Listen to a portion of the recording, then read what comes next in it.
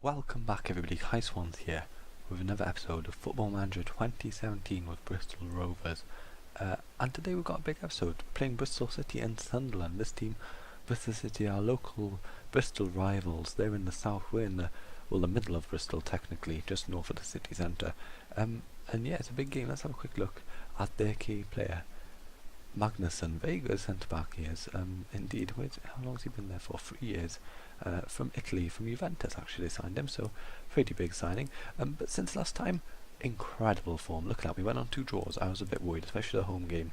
Really would have liked to beat Huddersfield when they went down to a man, but they just sat back, defended, and we just couldn't break them down, unfortunately. So yeah, not the best results. But then we went on and beat drew against Nottingham Forest. But it felt like a win. Nicholas Bentner scored. We had nothing in this game, absolutely nothing. Shouldn't have got anything, and they just one cross knocked in the net by Alfie Jones, and yeah, we came out with a point, which I was very pleased with. And then we beat Aston Villa 2-0 away. Incredible result. Hiram Boateng with another lovely finish from distance, and then Jocalainen capping it off with a second goal with 2/3 of the game through, 2/3 of the way through. Then we beat Burnley in the EFL Cup. I decided not to play, and I won't play the next round either. It's against Aston Villa. If we lose, I'm not really that bothered. Until we get to like quarterfinals, semi-finals, I'm not that interested. But we did beat Burnley. Matty Taylor getting a hat-trick. At that point I thought, oh, we've won. I'll sort of mess around. I even put Nwakali on, do something a bit different. And well, when they got 2 goals back, I was very worried, but fortunately we did hold on and see out the game with a 3-2 win. Peterborough 2-0. Babu and Isoko scored. McDermott's injury wasn't permanent, he just had to come off for the bench, and yeah, it was just a comfortable win. We just saw out the game nicely, and recently beat Birmingham 2-1. Saville and Sterling scoring. It was again, a lot of these games have been very comfortable, and that does leave us in first. We're 1 point ahead of Hull, who've lost a game, which we've drawn for. And we're currently sitting 3 points away from the playoff spots, which is amazing. I've already selected the team for today's game. Here it is. I think it's the same as last time. Maxwell actually got a stub toe in his last game, so yeah, he's injured for, well, he's just come back from an injury. He had a 3-day injury. But Maxwell and goal, I think it's the same team. Yep, it's exactly the same starting 11 as before. Basically the same bench, if I recall correctly. I think so, yeah. Here's our opposition. We've come up to the Memorial Ground. Magnusson and Flint in goal. Gary O'Neill, the right winger, I think he's quite slow in his old age. Lee Tomlin and Stewart, players who've hurt us in the past, but hopefully we can do something. Bristol City scored within 36 seconds. I'll show it for you now. How do I do this? It's so... let's just fast forward through this. Yeah, we had an attack down the left. Here it is. And then they had a counter. Here we are. Stewart breezed past. Who was that? And Babu. Maxwell just palmed it in the way of O'Dowd's, and they're 1-0 up after 36 seconds. Yeah, not the start I wanted. We've got a corner. McDermott, hopefully he can get one in. Arnold. Tunnicliffe knocks it in on the line, and they had players on the post, so yep, it's not offside. 1-1, 31 minutes. We can do this.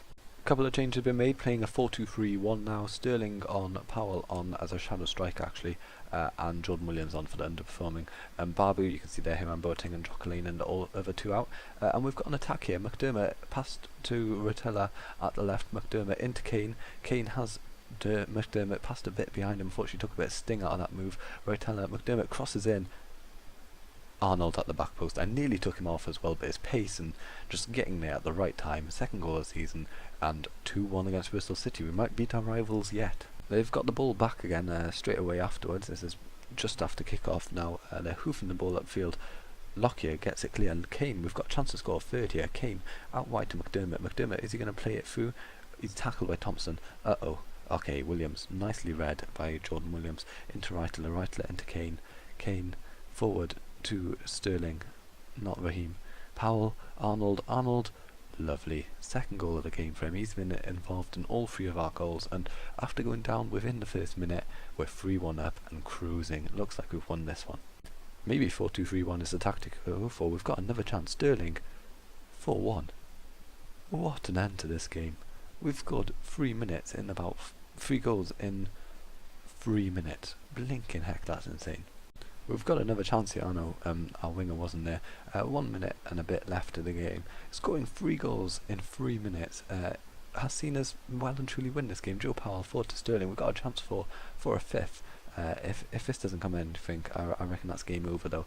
Grimmer on the right, pass it into Arnold. Arnold, can he turn? He can. Oh my god. We have absolutely trounced them. 5-1 is the full-time score. Incredible scenes here, and well, I think that's it. I don't need to say anything else. I'll see you guys against Sunderland. And we're back for the second game of the episode. Yeah, since last time, a win and a draw. We absolutely smashed Scunthorpe 4-0, and then right after the game, their manager went, oh yeah, I think Bristol Rovers will get relegated. I mean, he's a muppet. He just looked like a moron on live air. And then we beat Brighton. We drew against Brighton 1-0. Pantic actually got a really bad injury at the end of this game. 3 to 4 months out. I'm going to terminate his contract once we get to January. Frankly, he wasn't going to play enough for me anyway. And he's just a bit of a waste of space till then. No offence to him, Pantic. I'm sure you're going to be a great player. But this was a very good win because obviously Brighton and Sunderland are two teams who just got relegated from the Premier League. So clearly two of the better teams in the league, third being Hull down here. Hull I was going to play. No, actually it's too soon to play them in the next episode, so I won't. But Sunderland were the game I chose. It's the away tie, more likely to lose, and Sunderland a bit of a bigger name than Brighton. No offence, Brighton or anything. And only managing a draw at home might be seen as disappointing, but Brighton being Brighton, I was quite pleased with it.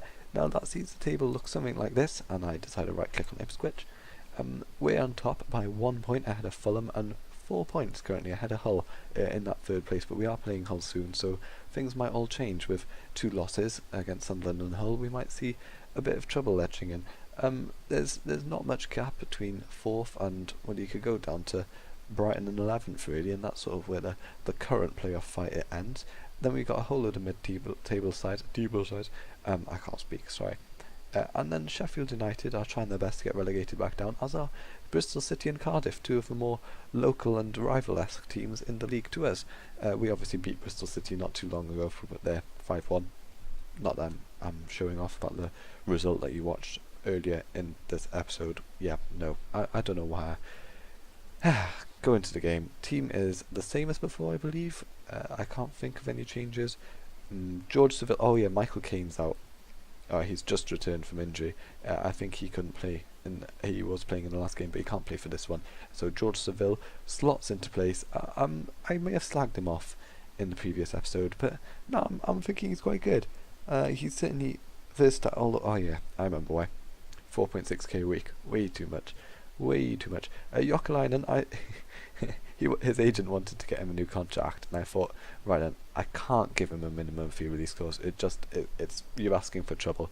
So I went, okay, sack your agent, and I immediately thought, oh great, once he sacks him, hopefully this guy isn't clever enough to sign it, to put a minimum fee release clause in his contract. Unfortunately, the second he sacked him, he hired this guy Connor. Let's have a quick look. Like literally the same. The 2 messages came up simultaneously. He sacked the previous agent and he got Matt Connor in straight away, which is a bit of a trouble because, well, Matt Connor is also a clever agent who... Oh no. Matt Connor and I have history. Unfortunately, it's bad history. Ryan Tunnicliffe. Is there any other players in this list who I've had in the past and annoyed because I just feel like it's coming?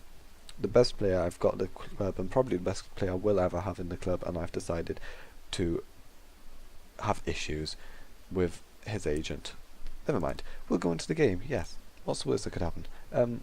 We lose to Sunderland. But hopefully we beat Sunderland. Having just been relegated, they might be on the down. A lot of players upset that they're playing in this level. Whereas our team are enjoying this level and doing their best to show the team their worth. And let's have a look at the team. Some familiar faces. Billy Jones. Been there ages. Gigi Bidgie, the guy who did a bicycle kick for them before. Martin Olsen just signed for Swansea in real life and did well in his opening game against Liverpool, in my opinion. He looked fast, solid, attacking, far better than Neil Taylor, but that's not saying much. In midfield you got Sadki, Ndong and Rodwell. Rodwell never made it to the heights that was expected of him. If you remember, before he went to Man City, he was expected to be amazing and didn't make it. Oh, they've got a stacked bench though. Cleverly, Kasri, Patrick Roberts. Bit worried about that. Wow, their stadium is huge in this. I don't know if you guys just saw that, but that looked absolutely gigantic. Yeah, and beside the point though. First highlight is going Sunderland's way. Lofted. Oh no, it's our way. We're yellow. Duh. A lot of chaos in the box, and we've scored. McDermott taps one in after a free kick was lofted in. Whole load of aerial chaos inside their box, and they failed to clear properly. And McDermott got on the end of a loose ball where he was unmarked and tapped it home. And well, Sunderland believe it was offside, but I believe it was a very legitimate goal that sees us go 1-0 up. Just thought I would say, I don't know if anybody's noticed, Jokalainen's wage has gone up massively. I gave him a contract where if he played in so many games, he gets 1.4k a week. Fair to say, he's played so many games, got 1.4k a week. Well and truly worth it. He's amazing. Oh no. We've got a defensive throw in here. Lockyer clears, and it does reach Seville. I don't like his name, I will admit. Yeah, it isn't a nice name to say. No offence if there's any Sevilles out there who are not bad people. I'm sure there are. Rodwell, they've got the ball now in the middle, and they're coming forward a bit. Oh, Seville, nice tackle. And we pass it back out from the back. Mbabu to Lockyer. I mean, that was a terrible clearance by Mbabu then. And they've got it in the middle now. Ndong out wide to Billy Jones. Crosses it in. Jesus Christ, I mean, we tried our best to score an own goal then, but fortunately between the two of them they could not put it in their own net, which is very thankful for me. And Maxwell did manage to hold on to the ball. Might well be last attack of the game, and I was about to say it's going our way. It's not. Sunderland out on the left here. Berger to Borini to Rodwell, outright to Berger. I love that name. I know that's probably not how you say it, but I want to say it like that, so I will. Jokalainen back to Turncliffe, who, oh gosh, well, there's a lot of chaos in the middle of the park. In fact, that's a good way to describe this game so far. A lot of chaos, no real control, and we do have more of the ball in this game. And Jokalainen, I was about to say, puts us 2-1 up, 2-0 up. Unfortunately, he missed an absolute sitter, and will be probably coming off at half time for Matty Taylor, who's sitting on the bench waiting. We've got a chance here, just had a corner. Boateng's got it outside the box. He's running in now, cutting wide. He's going to get a lovely ball in. No, but he's not. Oh no, come on, whistle, ref, whistle, just whistle. Oh my god, why? Well, penalty, should have whistled really. 46 minutes, the penalty happened after the 1 minute of extra time, but I know, I'm trying to think of excuses. Those excuses don't count. That's not how football works, and Rooney's put them 1-1 up. Oh, right to lie, you absolute moron. Going into the second game, let's play a game of who I took off the pitch. Right to lie, yep. Mark Bowler comes on in this place.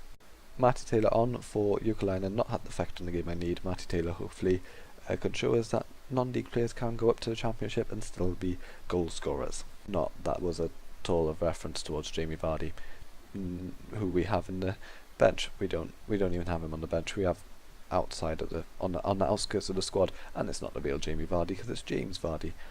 But those points do not count because Sunderland have got 2-1 up.